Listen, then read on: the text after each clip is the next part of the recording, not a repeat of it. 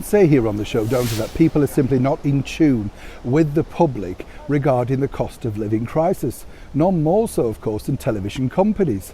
Now, when you think about it, television companies mainly are funded by commercialism, and they've all got these ads, haven't they, basically showing us how to save money, app points and all sorts of cards that we can get if we stick with that particular supermarket brand.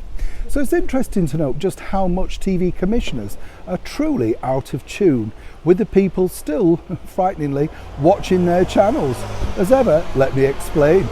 Hi, good morning, Neil Sean here in the very heart of London. Nice to have your company today, as ever. Hey, a little bit of news that just came to me recently. I don't know if you've read this at all, but one of our greatest political leaders, that's right, Winston Churchill, apparently is not recognised by the under 25 woke brigade.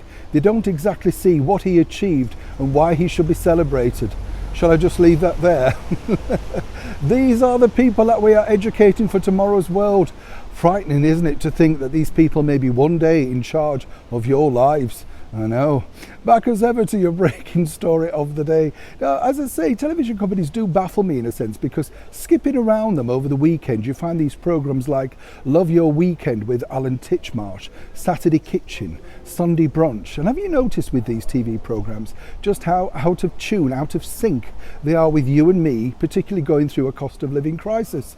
I love the cooking segments, don't you, where they open the cupboard and they say kitchen cupboard staples, and they pull out things like jars of pesto, endless sort of vinaigrette dressings, chili sauces, that sort of stuff.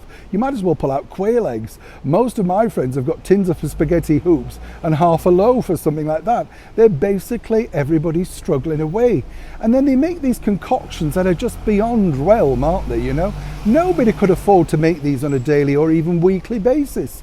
But it gets worse, because this is exactly, as I say, just how out of tune the television world is with the British public.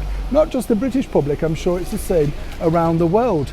Oh, then they decide to recommend a drink. Not a Horlicks or a pot of tea or anything like that. Oh no, they bring on the wine expert. And this can vary from £8 through to £80. And they all sip on it and, oh, it's a fruity bouquet. The usual guff, have you noticed that?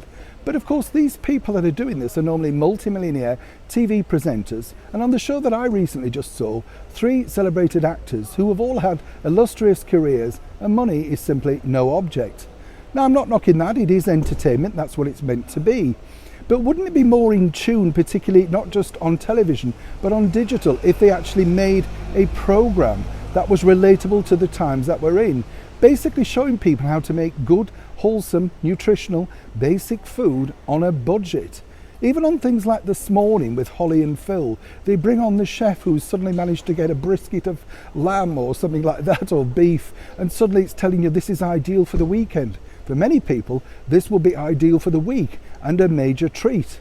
Am I wrong in this? I'd love to know your thoughts about cooking shows, and really, do you believe they're out of tune? Have they gone pot-boiling mad? Or indeed, should we just throw it away as simple entertainment?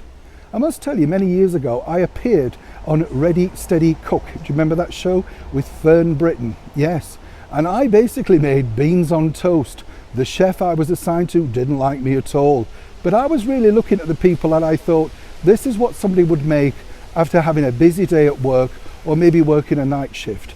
Not some strange concoction, but the bottom line is cheap, effective, and more importantly, nutritious and filling. Neil Sean in the very heart of London.